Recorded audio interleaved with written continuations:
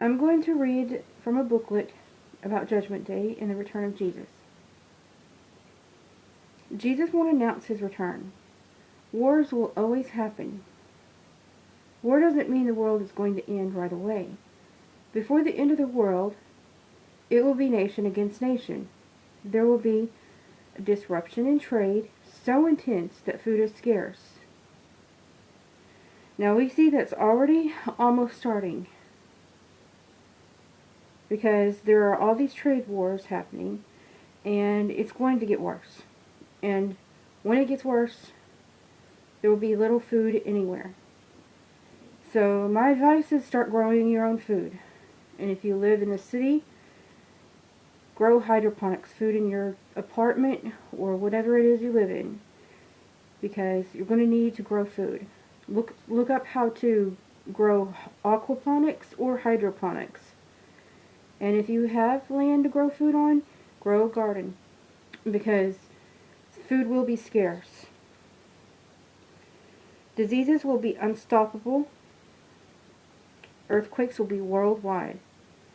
Now those are major signs, the earthquakes and diseases. Now, there will be tremendous amounts of earthquakes worldwide. Diseases will be unstoppable, probably because of the lack of trade, and because wars cause homelessness, famine, and disease. The words of Jesus will reach everyone in the world before the end comes. There is a warning about something that causes desolation. Jesus said the only escape is to run to the wilderness. Whatever this destroyer is, it will invade people's homes. It won't be safe for anyone to return home at this time. It won't be safe for pregnant women or women with babies. It is something that the world has never experienced before and never will again. But the destruction will be stopped at some point. Now, what Jesus was talking about is something that Daniel spoke about. And it was the abomination of desolation. Now, my guess is the abomination of desolation, which means it greatly offends God. The abomination part, it greatly offends God. And desolation, it causes complete destruction. So, it's probably missiles, bombs, missiles, war, all of that stuff. So, I think Jesus was predicting a war in this one. Some kind of war that is going to cause so much trauma that it is best for women to not be pregnant and to not have babies, because they will be the ones in the most danger.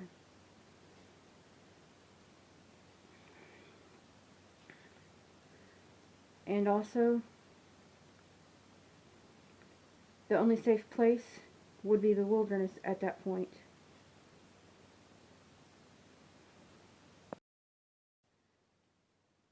Jesus also warns us to never believe anyone if they say he is in a particular place or that he has returned.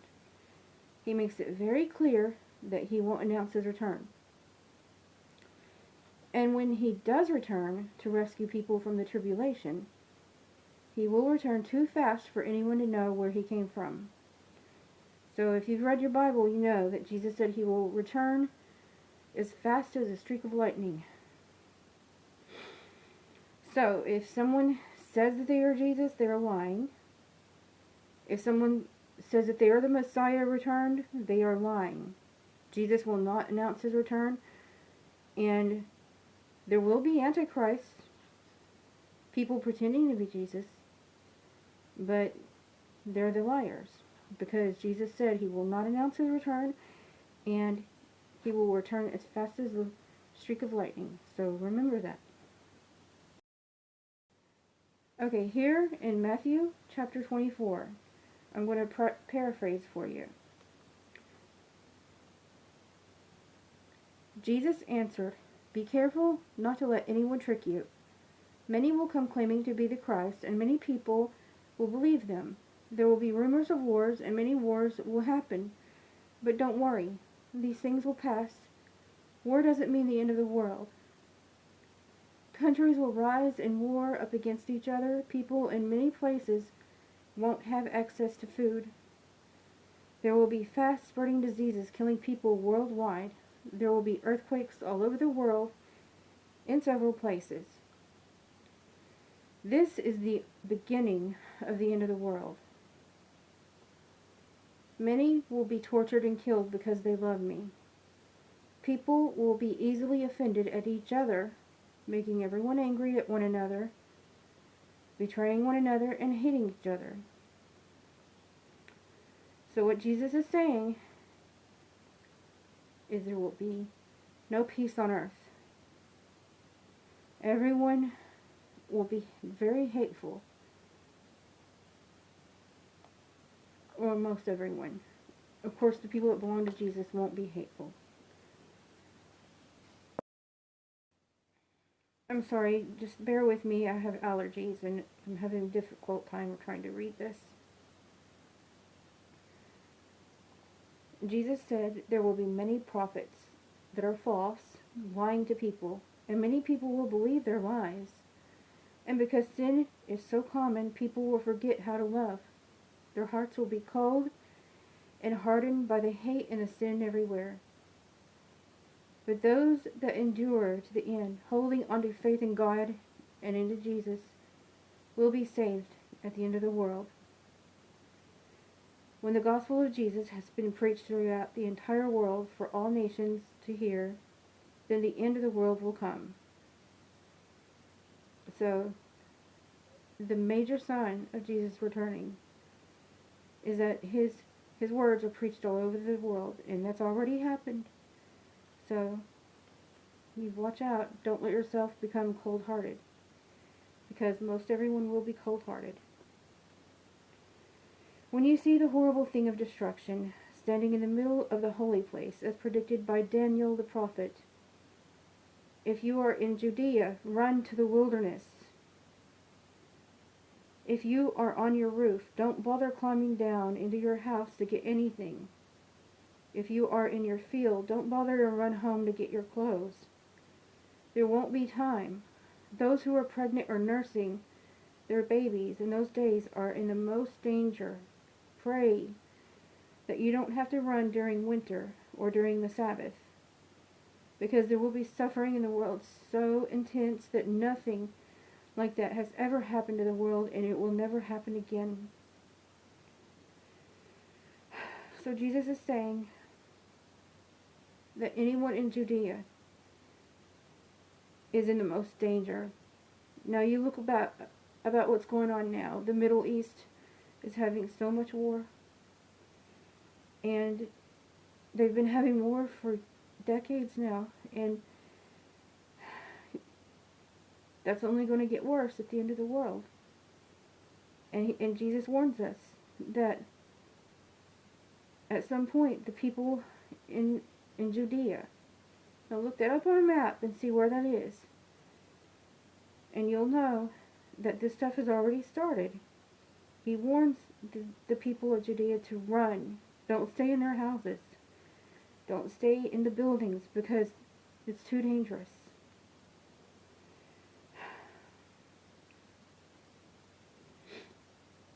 And suffering there will happen, and suffering in the world will happen that the world has never seen before. And Jesus also says, unless someone does something to stop this, the destruction will continue until not even one person is left alive. But for the sake of my chosen people, the destruction will be stopped. If anyone tells you to go to a certain place because I am there, don't believe it. So if someone says the Messiah has returned, and the Messiah is at such and such place, Jesus commands us, do not believe it. That is a false Messiah.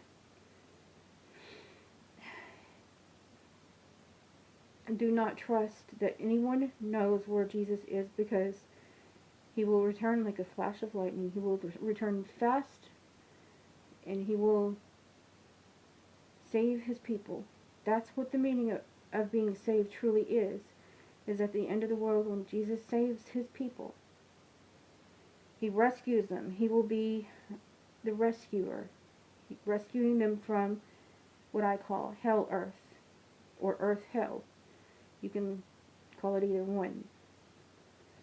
But when World War III happens, when the earthquakes happen, when all the bad things start to happen, earth will start to turn into hell. It will be hell on earth.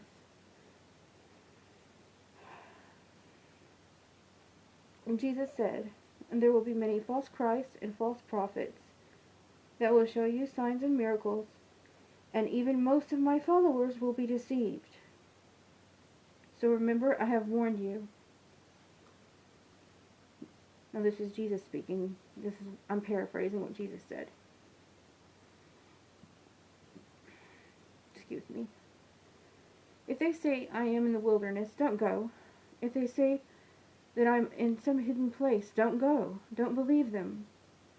When I return, it will be as fast as a flash of lightning. Here is a hint of the end of the world. Wherever the corpses are, the buzzards will go there.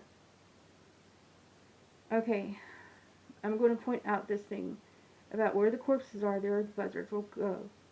Let's see what he's talking about. Now, when Jesus was here in Jerusalem and everywhere else he was walking, he didn't talk about zombies. Nobody could talk about things like that. But there is a prophecy in the book of Zechariah about zombies. And zombies will happen. And one sure way of telling where they are is look for where the buzzards are. The buzzards, and buzzards are attracted to that kind of thing. So, you look in the sky, and if you can see buzzards, then you know that there's a lot of death there. And whether it's walking death or real dead death, you know, the buzzards are going to go there. Okay, back to what Jesus was saying. When Jesus said, immediately after the suffering of the world, the sun will go black. The moon won't give light, and it will look as though the stars are falling. So there will be a complete darkness, and the stars are falling. My guess is that it is, the sky is blocked by the smoke of war. And the stars falling are missiles everywhere. Now, we all know that's already going on. That's going on in the Middle East right now. And I fear that that's going to spread to the entire world. I fear that, you know, it's going to turn into World War III.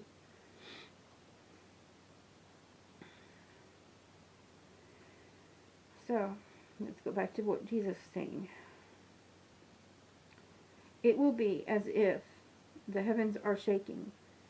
There will appear a sign in heaven of my return. Everyone on earth will mourn. I will return on clouds from the sky in great power and glory. And I will send my angels with the sound of a trumpet to gather my chosen ones from the four winds, from one end of the sky to the other. Look from the story of the fig tree. When the branch is tender and the leaves start to grow, you know that summer is close. So when you see the things I told you, you know that the end of the world is near. And when these things happen, finally, the time of earth will be over. Heaven and earth will one day be gone, but the words of God are forever.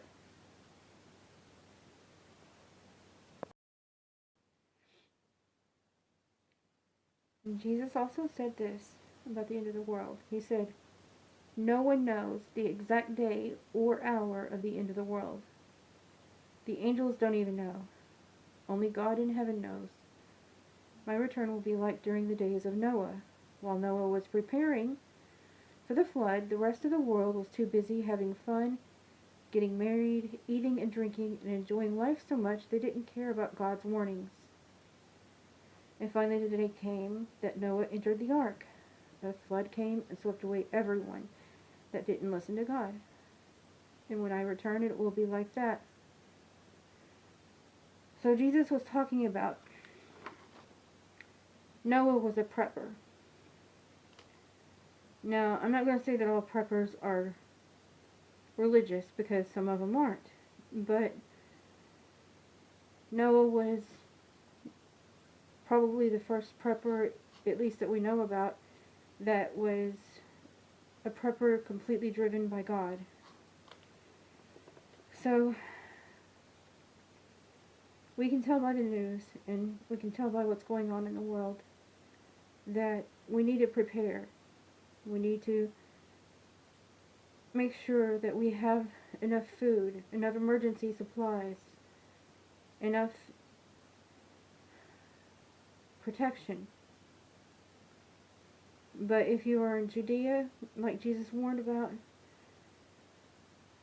you're going to have to depend on the wilderness for certain. And you're going to have to be like John the Baptist was, because he lived in the wilderness most of his life. And it's very important for people to learn what they can while they can. Learn how to survive in the wilderness if you can. Learn what you can eat and what's not edible, and learn how to filter water, how to catch rainwater. You need to learn all those things. Prepare like Noah prepared.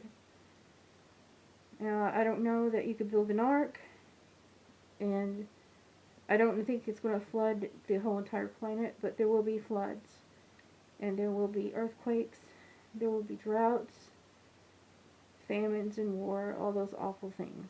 And those things are going to happen because in Revelations it said that those things would happen. Jesus said to not fail his test of compassion. Now, everyone has the ability to show compassion, but if you fail the test of compassion, then how can you expect Jesus to show you compassion at the end of the world? This is what Jesus said. It's from Matthew chapter 25. Again, I'm paraphrasing. It's not word for word from King James. I'm paraphrasing what he said so that you understand in modern words. Then I will say to those on my right hand, "Come, you are blessed by God in heaven. You will inherit the kingdom of heaven. When I was hungry, you fed me. When I was thirsty, you gave me water. I was a stranger, and you helped me. I didn't have any clothes, and you gave me clothes. When I was sick, you came to see me, and when I was in prison, you visited." The righteous will say, "Lord, when did we see you hungry and feed you, or thirsty and give you water? When did we think you were a stranger and help you? When did we see you in need of clothes and give you clothes? When did we ever see you sick or imprisoned and then visit you?" And I will say, when you have done these things for any one of my followers, you have done these things for me. So the test of compassion is when you help a follower of Jesus, you are helping Jesus. Okay, now I'm going back to what the Bible was saying. And then I will say to those at my left hand, "Go away, damned, into hell where the fires are burning, where the devil and his angels are. Because I was hungry, and you refused to feed me. When I was thirsty, you didn't give me water. I was a stranger in need of help, but you didn't care. I needed clothes, and you wouldn't give me any. When I was sick or imprisoned, you didn't visit me." And then they will say, and then they will say, "When did we ever see you hungry, thirsty, a stranger in need, or sick or in prison, and refuse to help you?" And I will say, when you refuse to help even one of my followers, you are refusing to help me. And those people will go to hell, while the righteous go to heaven. So there is the test of compassion there. When you starve people, when you deny them their basic human rights, you are doing the same harm to Jesus, because Jesus feels their he feels their pain too. And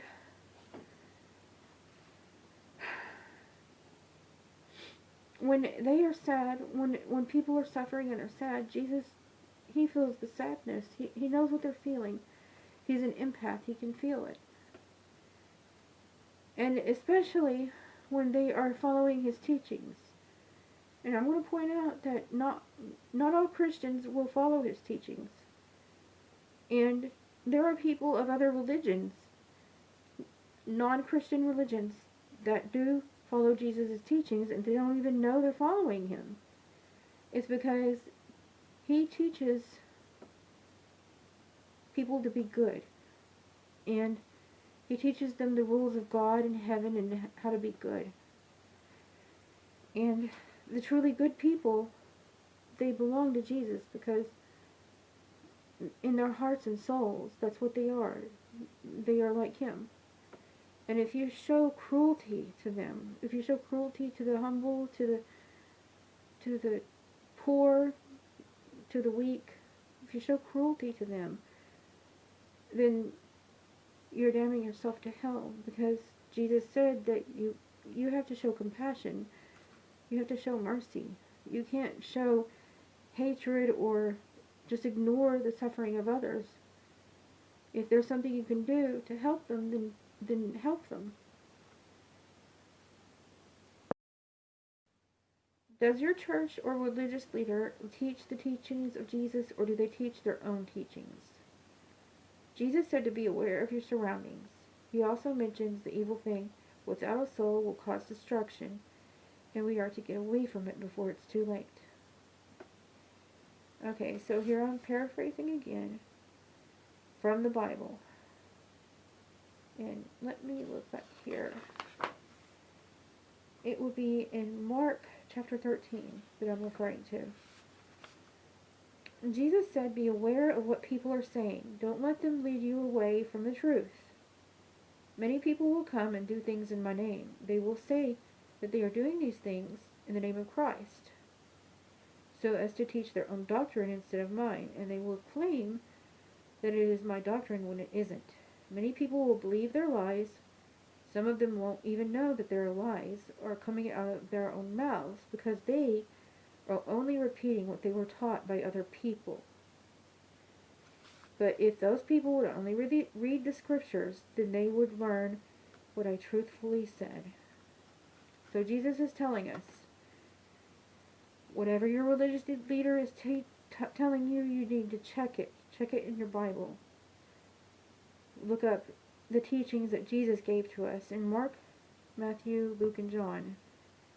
You can find all the teachings that Jesus spoke, where he talked to people. And if your religious leader is going against what Jesus said, listen to Jesus first. It's common sense.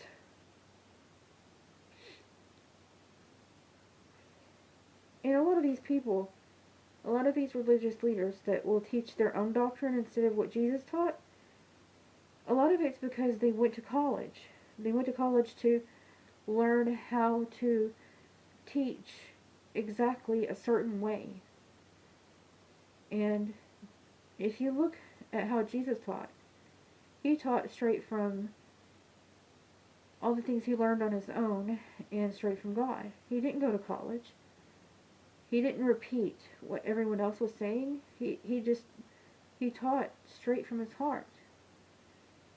And now that we are to teach about God in the way that Jesus taught, and teach the teachings of Jesus, not repeating what other people think, not repeating people's opinions, but we need to look at what Jesus taught us. Now, if Jesus gave you a certain job to do, if God has given you a calling, then you need to be doing that. You need to let the Holy Spirit guide you in what work you are supposed to do. And sometimes it might not be a fancy job. You might just be in charge of raising your children the right way. And yes, it's very important to do that. That's that helps God, that helps Jesus. So whatever your calling is, you need to make sure that you're doing God's work. Because this is what Jesus said. He said we are supposed to do the work of Jesus until he returns. This will be from Mark 13. Mark chapter 13. Jesus said, I am like a man taking a long journey. I left my house and gave the authority in my house to my servants, assigning my servants each their own work, and told the gatekeeper to watch for my return. Keep watching, because you don't know when the master of the house will return. Don't let the master of the house find you sleeping when you are supposed to be watching for me. So, Jesus hasn't been here in over 2,000 years, but that doesn't mean that we can just lollygag around and do what we want.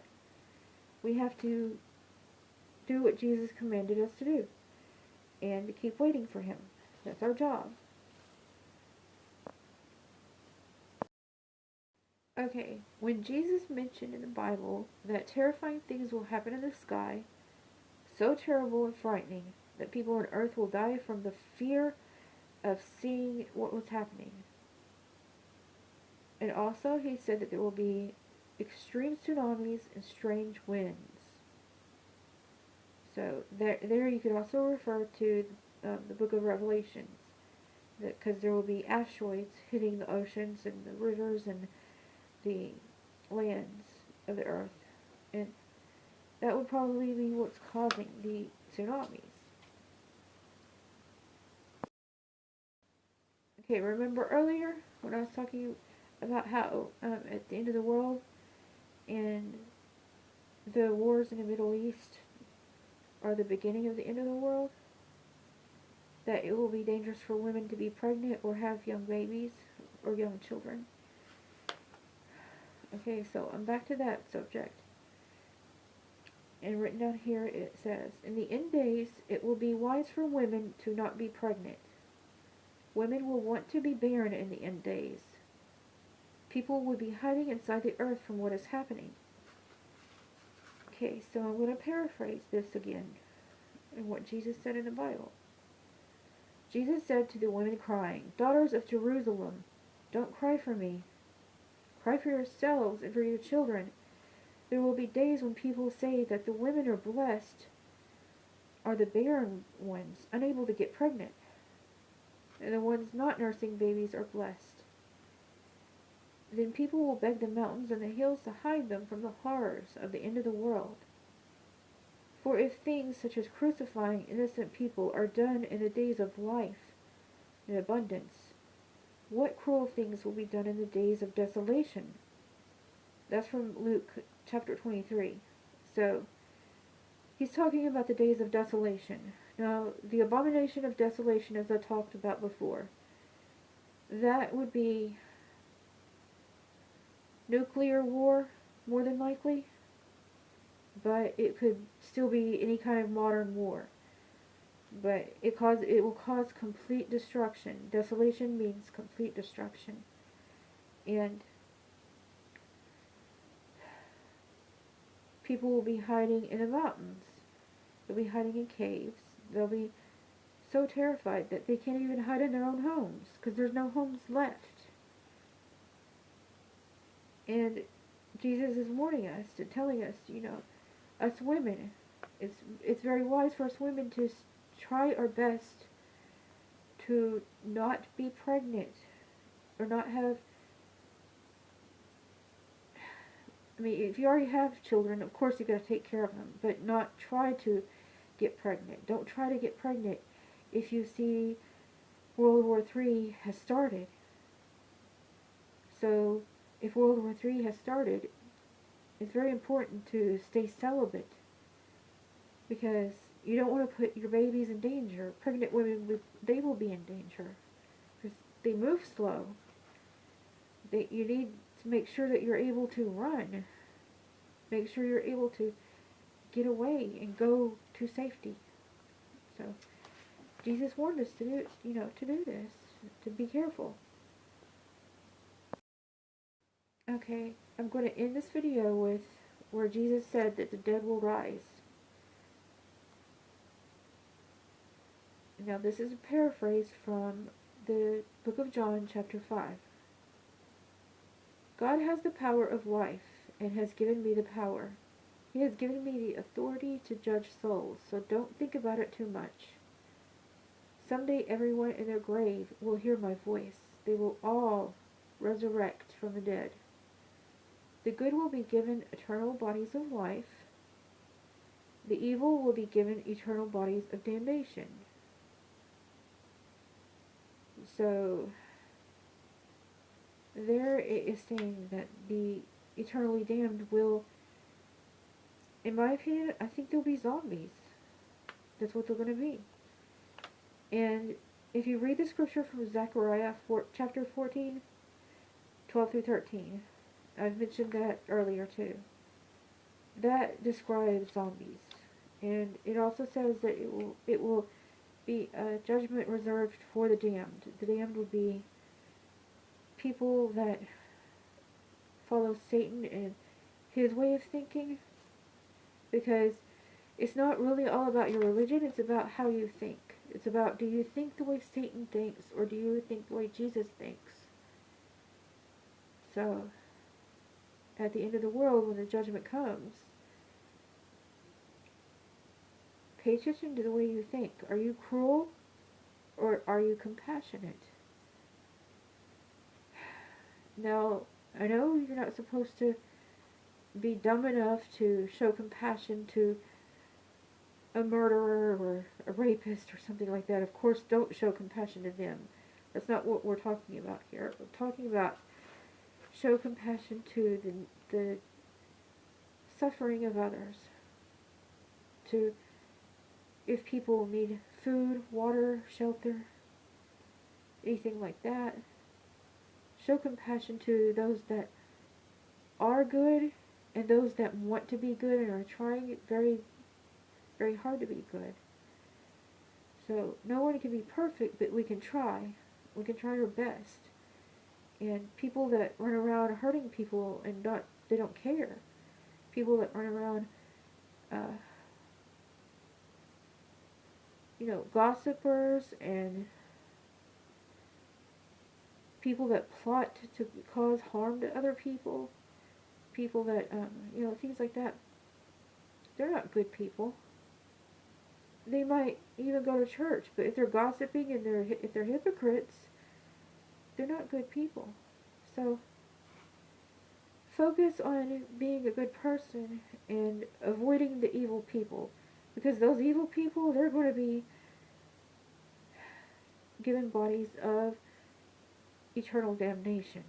You don't want to be around that.